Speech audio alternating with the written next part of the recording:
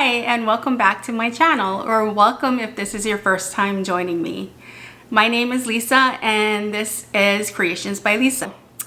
And this is why I'm calling this the Messy Middle episode. These were nice, beautiful skeins, and it got wet, the yarn got wet, and made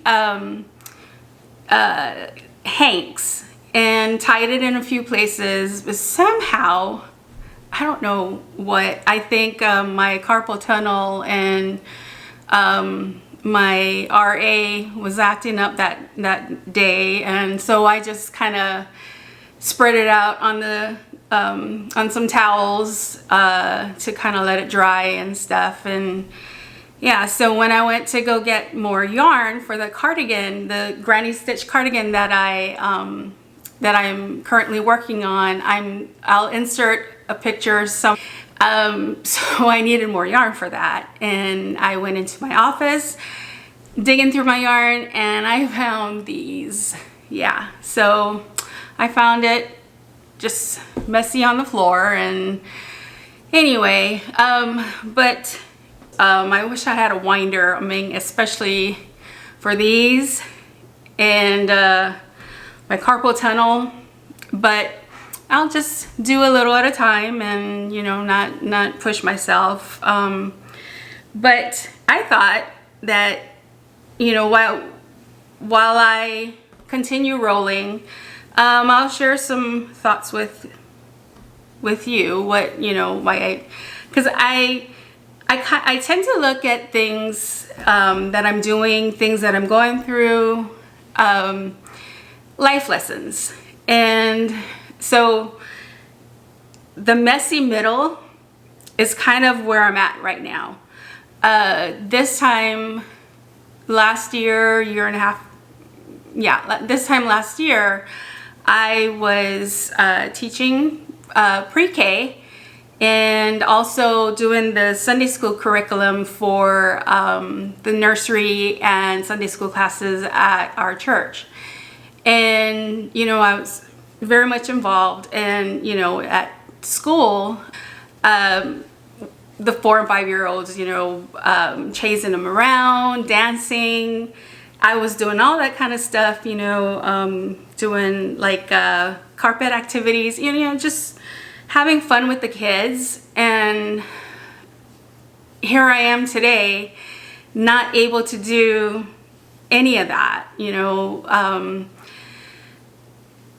It seemed like all of a sudden that this just happened. One day I'm, you know, crawling on the floor in like our makeshift, we did a obstacle course, and, you know, so I'm demonstrating. One day I'm doing that, and the next day I wake up and I've got a back pain, mainly on my right side. And then my hips start going, and then pretty soon my knees, you know, and then it was like one day after the other, things just started happening. And so I go to the doctor, and my primary doctor sends me to the spine doctor. Spine doctor finds out all, you know, the different things that I've got going on. Degenerative disc in my low back, and spondylosis, and I think that's how you say it. But anyway, which he described as like your nerve tunnels are like this, and so they're straight like this, so, you know, your nerves can go through.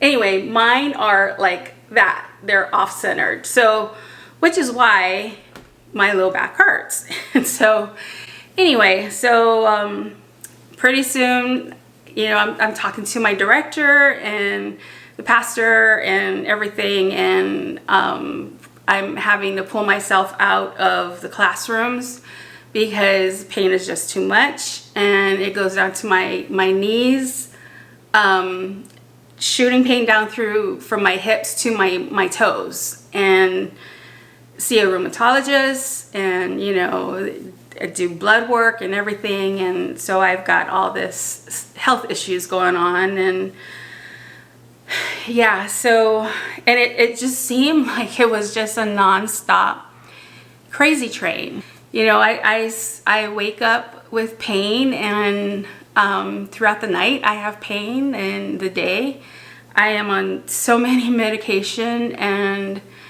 I have to kind of plan my day, especially if I have doctor's appointments and my husband is unable to take me, because then I have to drive, and several of the medication that I take, it makes me loopy, drowsy, and you know, so anyway, I stopped working, and it's just the day I found out that I would have to eventually quit working, quit teaching, I got angry. All I could do was just cry, and I wanted to scream.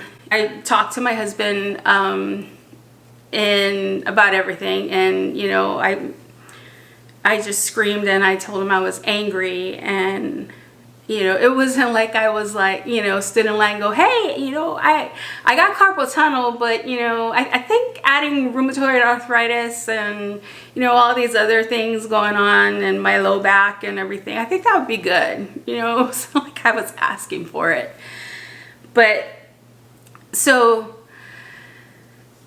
after I kind of let it all out, and he talked with me, my husband, and my husband's also a pastor, and so he prayed with me, and he just kept encouraging me and stuff, and you know, I know the Lord. I was 15 when I started going to church, and really dedicated my life to God, and so I knew that, you know, eventually I'd calm down, and I'd realize that, you know, I can't control this, which that's something about me. I have a hard time, and I know I'm not the only one. Please raise a hand comment or something, emoji, something in the comments to let me know that I'm not alone. And, you know, I try to control things, put my hands in things where you know I shouldn't, where God is trying to do something, and then it gets messy. You know, it gets messy. And so, you know, the people say there's a reason for everything. I know that's a cliche. A lot of people don't like that, but I believe he does. I believe that there is a reason for everything. And why this is happening to me, and you know, some other things that I've gone through in my life, I just look at it as, you know, I've gone through some things, and if I meet someone and they say, well, you know, I'm going through this, or you know, how do you get over this, or you know, whatever it is, I can help them along. I can say, hey, you know, this is what I did. This is what God did for my life, and how he helped me, and, you know, be that encouragement, which is what I've prayed since I was 15, that God would use me as he sees fit. And if this is part of his plan, yes, I can get angry, and yes, he will still love me, and yes, I will still love him 100,000%. I trust him with everything that I've gone through, you know, from the beginning, the messy middle, and the end, which I know is coming, you know, and it's not in my time, it's in his time. And you know, there's a person, Job, in the Bible, who, if you know the scriptures, if you know about Job's his life, you know, he lost everything. He lost his children. animals, his, you know, just his everything.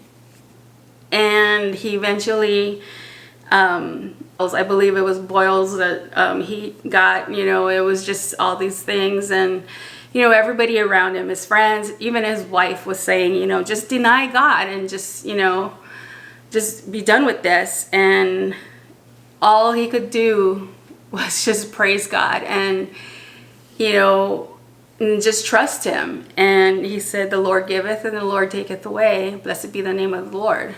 And I believe that wholeheartedly.